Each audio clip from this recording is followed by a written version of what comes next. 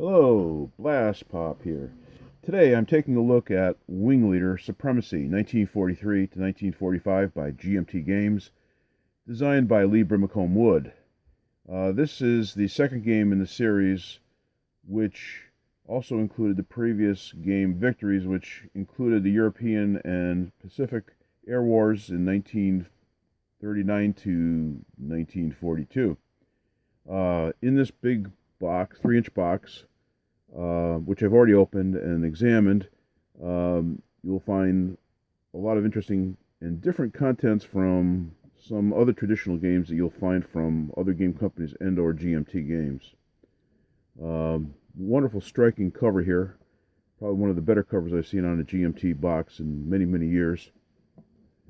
Give you a sense of what is in the box. Is a fairly bland map, but when you consider what the atmosphere and sky looks like, it's entirely appropriate. A little showing of what the combat action looks like in the game, a little information and ad copy and fluff, and some additional information as to the solitaire suitability and complexity. Now, I've played the initial Victories game some, and it's a very nice game, not overly complex, some different concepts than from what you might be accustomed to, and I do think the solitaire suitability is better than they list, but they're apparently erring on the side of caution in that respect. The game includes air combat at the squadron and wing level, or small group level, and is done from a unique perspective, from a sideways view. Presumably, the traditional look-down method is more challenging to do a large-scale combat game, which this is. This represents battles as opposed to just a few aircraft, where this kind of setup is more appropriate. But to my knowledge, I haven't seen it in any game before done from the side view. Okay. In the actual box, which I've already opened up, but to give you a sense of what it is included in the package, is your typical baggie set, some nice dice, and also some information about the designer's website, which includes free downloads and scenarios and latest edition of rules books and information in general about this series and his other game series. The rules manual, very nicely done, slick gloss cover. I'm no fan of gloss rule books, but I tend to prefer semi-gloss or semi-matte, depending on your perspective. Very well illustrated. Shows you all the counters.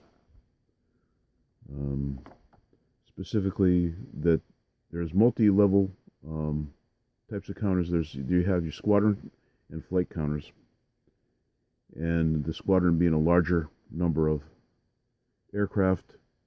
Flight counter could be 1 or 2 aircraft.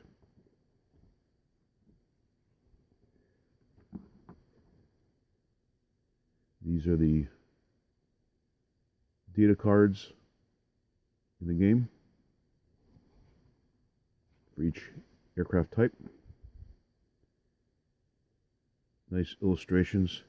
What I like in this rules book is you have the pertinent rules towards the center of the binding, and many of the examples and additional information are included on the outer side of the page. Not only is it consistency, but it also allows the information to be added next to the area where it's introduced in the rules, so examples and such. A couple pictures here and there.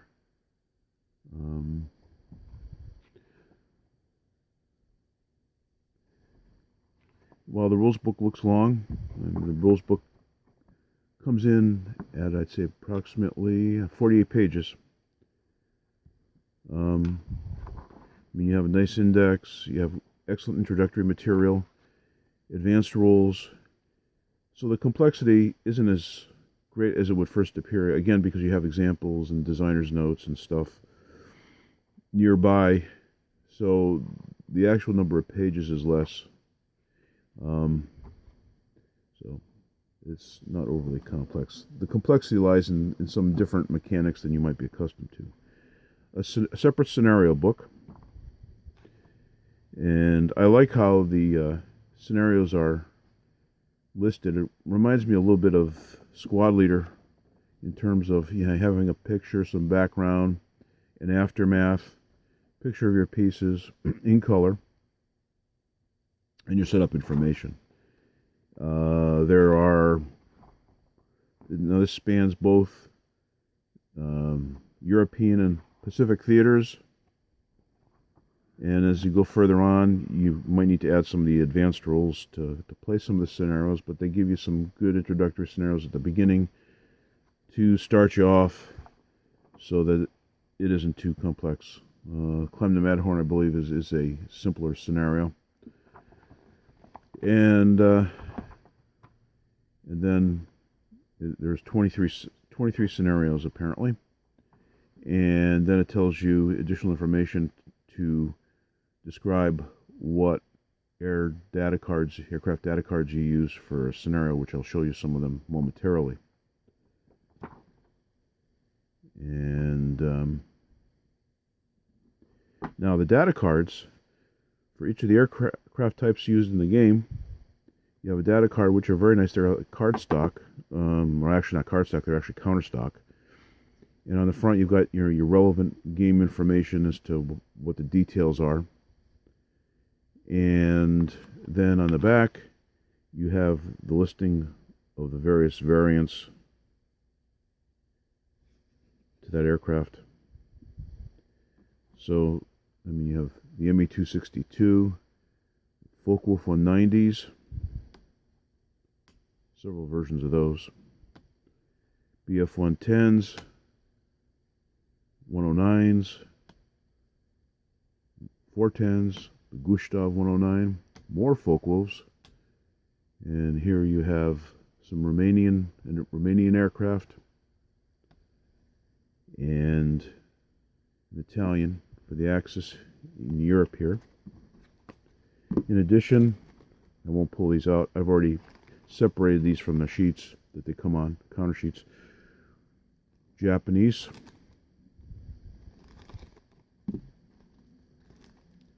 British, some Soviet, and Americans. P-51 Mustang, always a crowd pleaser. Additionally, we have 4 counter sheets. And this is the first counter sheet, which appears to be composed of mostly American. B-17s, you have these big bomber formations with the Focke-Wulfs trying to take them down, or the ME-262s and 109s. I look forward to playing some of those kinds of scenarios, the classic bomber box formations, defending against the ravenous fascist fighters.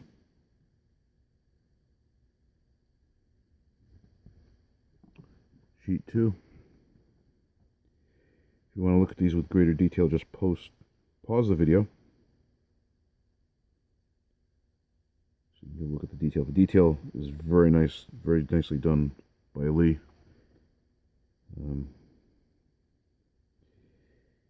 Does a nice job of all the games that he designs and produces for GMT.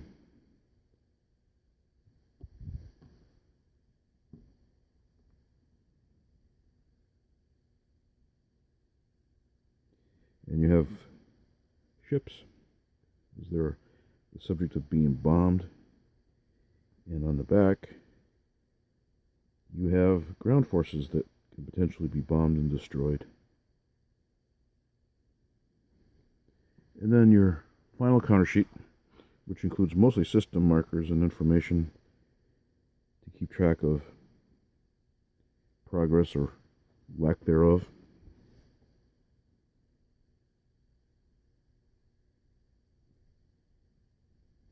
Very nicely done.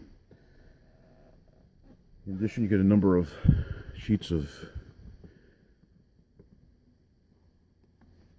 displays or charts and tables. Battle display, so if you have a big battle in one particular area, you're able to work it offline, and so the counter density doesn't get too great. Wing display, basically you show all your aircraft counters and what has happened to them. So in other words, you know, for instance, if they got losses, if they got rockets, they got drop tanks, any of the status information, so that you don't necessarily have to put them on the board, because sometimes the counter density can be kind of high in this game series when the fights get close by and congested. So this is a nice touch. So you can look at a glance to see what the status is of a particular airplane unit. A second one of these.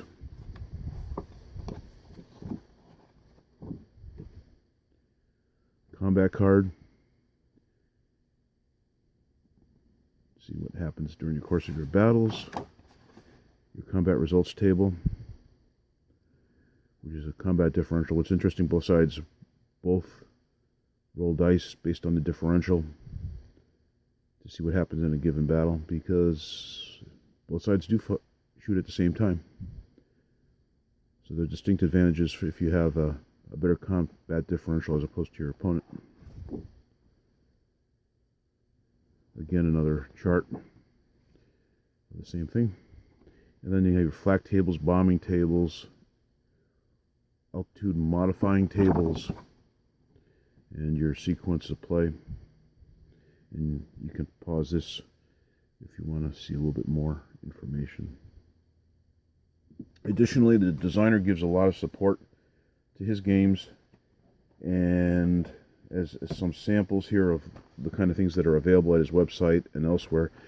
Through C3I magazine, you can get some additional scenarios. You can get scenario supplements that the designer and his friends supply with more scenarios.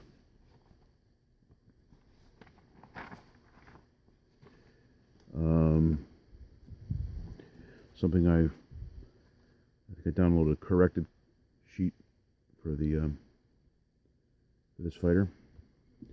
Again, some C3I counters, updated rule books. So, you know, print them out, use them as you need. Extra copies, give a copy to your friends so they can read the rules before they come over. So the designer does support his games very well. Anyway, if you have any questions, comments, please like and subscribe. This has been a box contents video for Wing Leader Air Combat 1939 to 45.